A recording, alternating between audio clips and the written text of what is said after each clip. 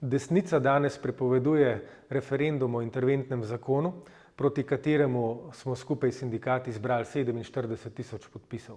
To je tista ista desnica, ki je obljubljala moč ljudem. Ampak gremo na začetek.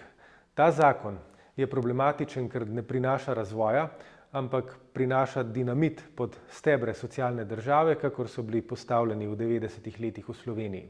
Pod krinko, da bodo ljudje imeli davčne ugodnosti in da bodo plače višje, v resnici prinaša ugodnosti samo za najbogatejše, s čimer že vidimo, kaj je jedro tega zakona. Ne prinaša razvoja, neoliberalizem ga na Zahodu nikoli ni, ampak je prinesel vedno eno in isto. Plenjenje in bogatenje elit. Ker se bojijo, da smo jih spregledali in ker vedo, da ljudje to politiko razumejo, poskušajo prepovedati referendum. Pri tem zlorabljajo tisti del slovenske ustave, ki pravi, da referendum o davkih ni dopusten. Ampak poglejmo pobližje.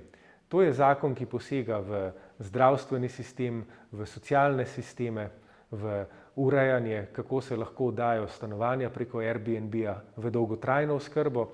Zraven je pa še nekaj davčnih ukrepov, ampak ti so tam zgolj zato, da bi se lahko sklicali na ta del ustave.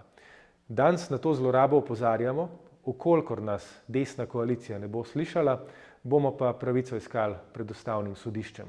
Socialno državo bomo branili in ne bomo dopustili, da odvzamejo moč ljudem.